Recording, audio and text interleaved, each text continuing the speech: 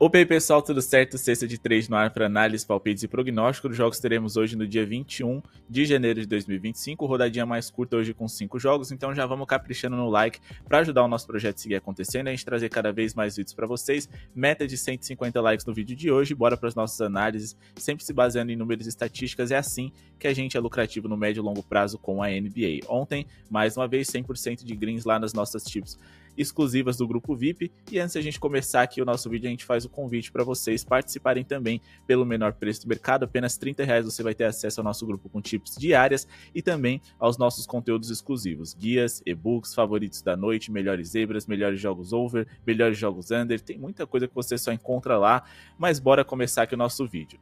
Não sem antes lembrar vocês que tem link na descrição da BetWinner com cupom de desconto bônus de até 100% no cupom Sexta de Trade. Tem também o nosso grupo gratuito. Fechado?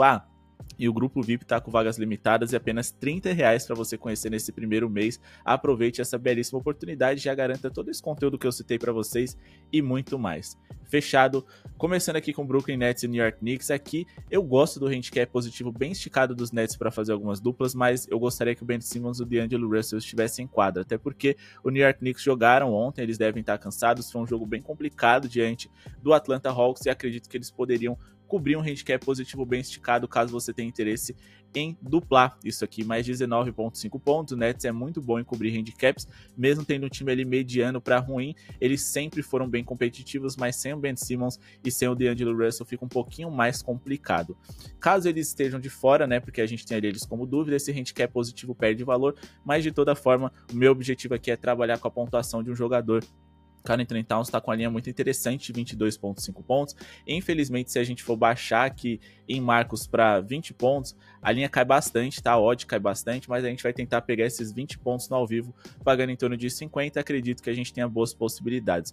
Ontem ele não foi tão bem, ele não teve um aproveitamento tão interessante diante dos Hawks, mas ele seguiu tendo volume. Ele marcou pelo menos 20 pontos nos últimos 9 jogos consecutivos contra o Brooklyn Nets e 26 na única vez em que ele enfrentou essa franquia vestindo a camisa do New York Knicks. Ontem eu falei para vocês em relação a volume, que ele teve, mas não foi tão eficiente assim, tanto que ele completou para 13 pontos, mas ainda assim a média dele nos últimos 10 jogos foi de 27,3 pontos, bem acima desses 22,5, que foi a linha que o mercado estabeleceu para ele e que ele superou em 8 das últimas 10 partidas. Então, eu fico realmente curioso para poder explorar essa linha, porque eu acho que ela tem enorme potencial, principalmente porque foi um jogo muito intenso para os alas e para os outros jogadores de frontcourt ali do lado do New York Knicks. Mas por que a gente acredita que ele possa pontuar bem? Primeiramente, a gente está falando de um Nets que é a sexta pior defesa por 100 posses de bola da NBA, eles que pioraram muito recentemente. Quando a gente vai aqui em Play Type e coloca aqui, por exemplo, no poster, que são jogadas de poste baixo, a gente pode observar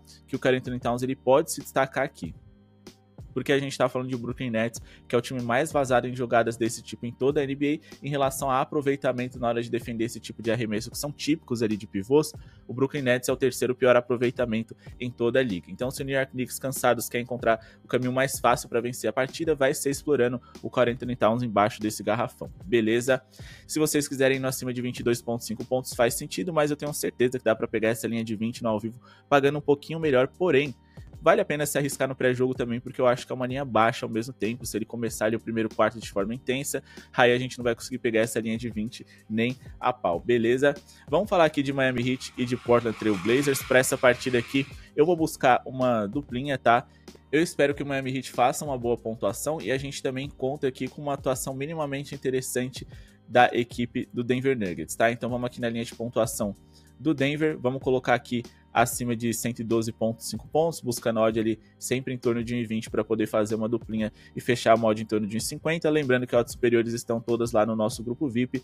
Falando aqui a respeito de Miami Heat, eles enfrentam um Portland Trail Blazers que não é grande coisa defensivamente. Então vamos de mais de 108,5 pontos para eles, sem contar que o Portland teve uma sequência, né, uma maratona de jogos aí que eu considero bem intensa, e sem contar que hoje eles tiveram que fazer viagem rumo a Flórida. Se a gente for observar aqui, o Portland, eles jogaram no dia 15, descansaram 16, aí jogaram 17, descansaram 18, jogaram 2 vezes no dia 19, ou seja, eles vão pro quinto jogo deles ali em uma semana. Se a gente for dar uma observada, foram poucos descansos até aqui para uma franquia que perdeu 6 dos últimos 7 jogos, venceram o Chicago Bulls jogando no dia 19, mas como eu disse para vocês, além de tudo isso, apesar da sequência ter sido toda jogando dentro de casa, inclusive enfrentaram o Miami Heat, agora eles viajam, jogam fora de casa, e para esse mesmo Miami que eles sofreram 119 pontos, a gente espera que eles sofram pelo menos 109. Se a gente for olhar o Blazers nos últimos 20 jogos, eles sofreram aqui uma média de 118,3 pontos. Eles sofreram 109 pontos ou mais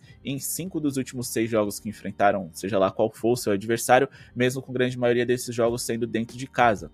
Se a gente for observar, defensivamente falando, eles são um time pouco eficiente. Por mais que o Miami Heat não seja um ataque espetacular, nessa temporada aí, eles estão na metade da tabela, volta e meia eles estavam ali na metade de baixo nas últimas temporadas, mas acima de tudo a gente conta com a defesa ruim do Blazers, cansada da sequência de jogos e que é a quinta pior por 100 posses de bola de toda a NBA.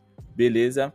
E por que a gente acredita que o Philadelphia 76ers deva sofrer muitos pontos do Denver Nuggets? Acontece que o Denver Nuggets é um dos melhores ataques da NBA, o quarto melhor da liga, e o Philadelphia é, nesse momento da competição, uma das 10 piores defesas. Se a gente faz um recorte aqui dos últimos 15 jogos, a gente pode observar que o Philadelphia 76ers piorou, se tornando a quinta pior defesa da NBA, e dentro desse mesmo recorte o Denver Nuggets melhorou, se tornando o segundo melhor ataque. Então são extremos interessantes que dentro de um confronto recente, né, de um recorte recente, a gente pode tirar algumas vantagens. Essa partida ela acontece na virada da madrugada, mas ainda assim eu acho muito interessante a gente associar as duas, e a gente pode observar aqui também, né, em relação à escalação, que com exceção do DeJounte Murray, todos os principais jogadores do Denver estão à disposição. Eles jogam em casa, encaram ali um Philadelphia 76ers sem o Kyle Lowry, que é muito importante para a cadência de jogo desse time, sem o Caleb Martin, sem o Joel Embiid, ou seja, jogadores de garrafão importantes, e ainda tem como dúvida o Andre Drummond e o Yabusele, que são os reservas ali do Embiid para poder proteger o garrafão, e o próprio Paul George, que é um bom defensor de perímetro, ou seja,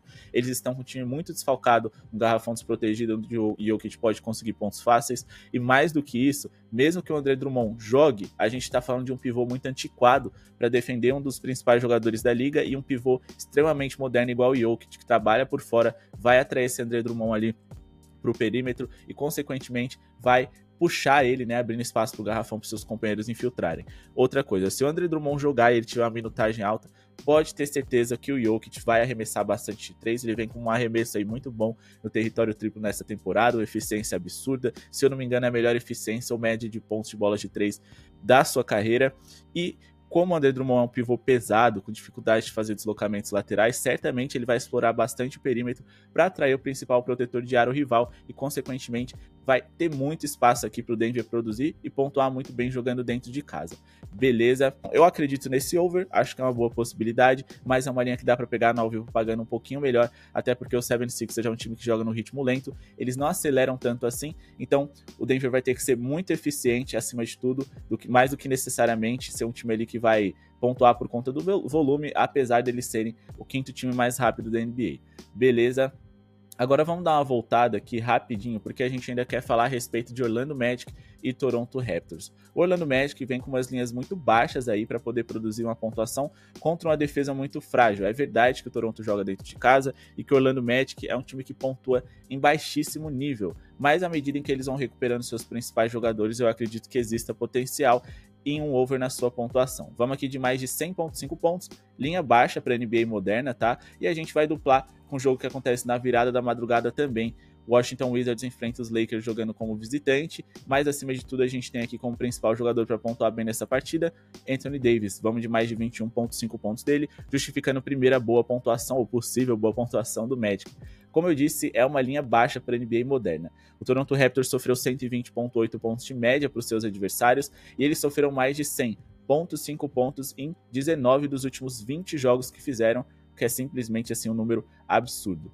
Quando a gente fala aqui a respeito da eficiência defensiva do Toronto, a gente está falando da terceira pior defesa por 100 posses de bola da NBA, mas a gente também está falando de um dos 10 times mais rápidos. Jogando em casa, eles vão ditar o ritmo dessa partida e, apesar de eles poderem se defender bem, uma eventual partida interessante contra um ataque que nem é tão eficiente, eles vão ceder muitas posses de bola para os seus rivais porque eles vão gastar pouco o relógio. Isso é uma prática comum do Toronto Raptors. E quando a gente coloca aqui em locação, essa mesma franquia aqui que sofre 117,5 pontos por 100 posses de bola, jogando em casa, eles continuam sofrendo bastante, tá? 114,1 pontos por 100 posses, então não é como se jogar como mandante fosse um grande perigo aqui para as nossas pretensões, mas é o que eu repito, a linha é muito baixa e eles sofreram mais de 100,5 pontos para tudo quanto é tipo de franquia com perfis diferentes de jogo, inclusive o próprio Orlando Magic, que naquela situação estava jogando sem seu principal jogador, né, Paulo Banchero, que joga hoje. Fechado.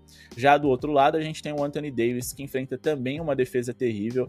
A equipe do Wizards é a pior defesa da NBA por 100 posses de bola, ao mesmo tempo que eles são o quarto time mais rápido da NBA. Então, eles são completamente malucos, sofrem muitos pontos porque cedem muitas posses e na hora de defender, eles são pouco eficientes. Quando a gente vai aqui em play type, a gente coloca aqui jogadas de pick and roll man, e a gente tem uma conexão ali do LeBron James muito eficiente com o Anthony Davis, a gente tá falando de um Los Angeles Lakers que é um dos 10 times que mais pontuam por jogo dessa forma, tá? Só que quando a gente vai aqui para essa mesma jogada, só que nos aspectos defensivos, o Wizards é o segundo mais vazado da NBA, sendo também aqui o terceiro pior aproveitamento na hora de defender esse tipo de jogada, o que significa que os Lakers podem explorar bastante e achar um caminho mais fácil para serem produtivos através do Anthony Davis. A gente está falando aqui de um Wizards, que é um time que sofre muitos pontos para armadores, o time que mais sofre pontos para armadores na liga, o segundo que mais cede bola de 3, só que o Los Angeles Lakers não tem um grande protagonista ali na armação para poder puxar essa linha de pontuação que pode ser interessante do Anthony Davis. E o Wizards também sofre muito para pivôs. É o time mais vazado para pivôs em toda a NBA e só para destacar também o quarto que mais cede rebotes por jogo para essa posição. O Anthony Davis nos últimos 10 jogos contra o Washington Wizards teve média de 31,7 pontos. Com a camisa dos Lakers ele fez pelo menos 26 pontos em todos os jogos que enfrentou esse adversário. E a gente também está falando aqui de um Anthony Davis, se a gente for olhar aqui no Betting Pros, ele é projetado aqui pelo mercado de especialistas com uma linha de pontuação acima do que a gente busca para hoje, até porque a gente está trabalhando aqui com a linha de pontuação baixa dele, o mercado projeta ele com 26,3 pontos, que os Lakers gostam de complicar jogos fáceis, todo mundo quer vencer o Los Angeles diante ali, né, do seu torcedor, um dos principais palcos do basquete, a franquia mais midiática do mundo, e também um time que conta com LeBron James, então esses times ruins acabam surpreendendo. Então sim, os Lakers são favoritos, mas essa odd é muito baixa para você trabalhar com a vitória simples deles, então eu acredito que o grande ponto é o principal jogador deles vai ter minutos de jogo, porque os Lakers não têm tanta facilidade assim em resolver jogos a partir do segundo quarto, então o Anthony Davis vai ter que ralar, ter tempo de quadro e pontuar bem para a gente conseguir o green e para os Lakers buscar a vitória.